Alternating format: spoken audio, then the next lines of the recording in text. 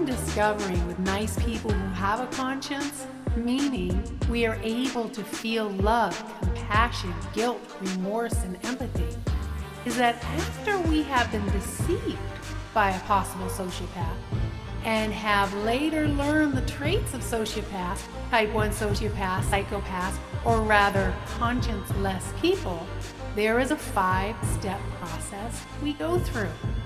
Number 1, we go through a deep inner journey through emotions such as disgust, shame, embarrassment, and regret for playing the fool, if you will, for allowing these types of individuals to play us. We see clearly now how the people with the sociopathic traits have played and manipulated us like a game of chess.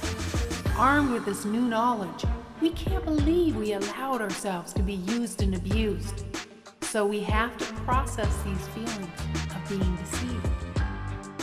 Number 2, then we start recognizing the traits in almost everyone we meet. So we go through a period where we don't trust anyone. We're analyzing people. We're listening to everything they say and watching everything they do to see if it's congruent.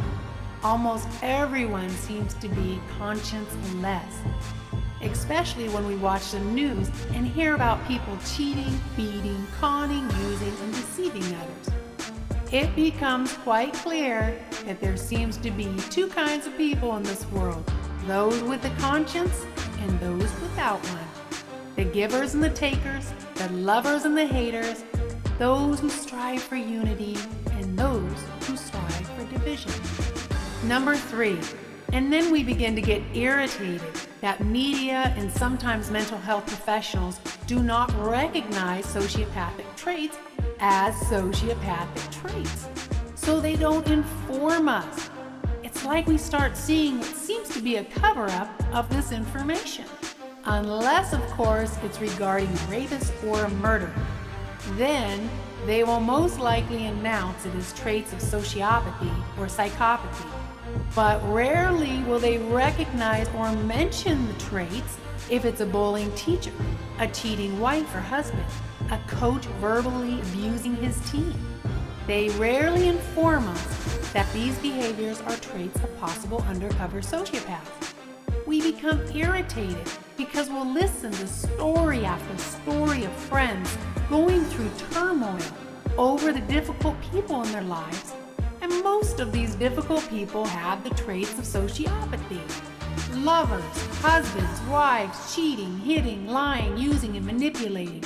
We will hear all the same traits of the conscienceless person coming out of the mouths of the people they prey on. The loving, giving, helpful, forgiving, kind people who may have low self-esteem or suffer from doormatitis. Number 4, then we start to have peace with it all. We realize that most of the people who have hurt us in our past had traits of sociopathy.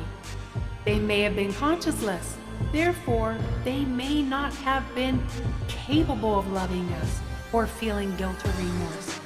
We were uninformed of these individuals. We didn't know there were everyday people among us who secretly wanted to hurt us, were jealous of us, and who wanted to see us fail.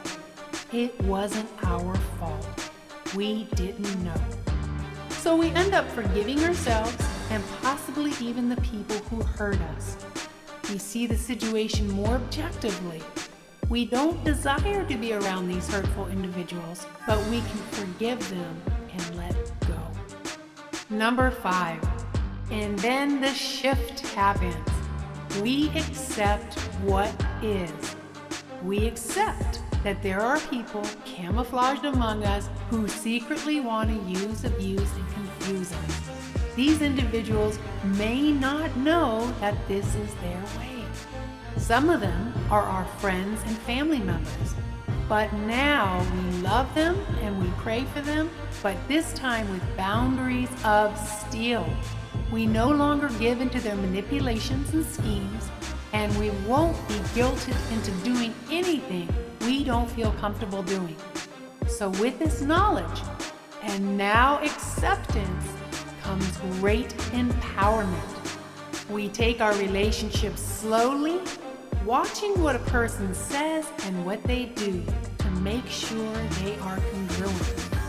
In other words, if a man brags to you about what a great father he is because he knows you have great respect for men who are excellent fathers, and then you discover he left his ex and his children and doesn't pay child support, well, that's not congruent.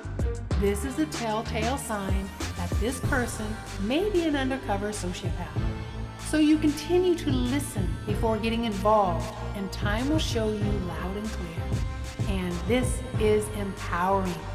You will discover you will be attracting loving, supportive, authentic people in your life, and the users and takers will start to fade away as to find easier people to prey on, which most likely will be loving, compassionate people who do not know the traits of the type 1 sociopath. Once we're empowered with this knowledge, it's a great idea to teach our teenage children this information as well. We can help prevent them from dating, marrying, or becoming derailed by someone with the traits of a conscious less person.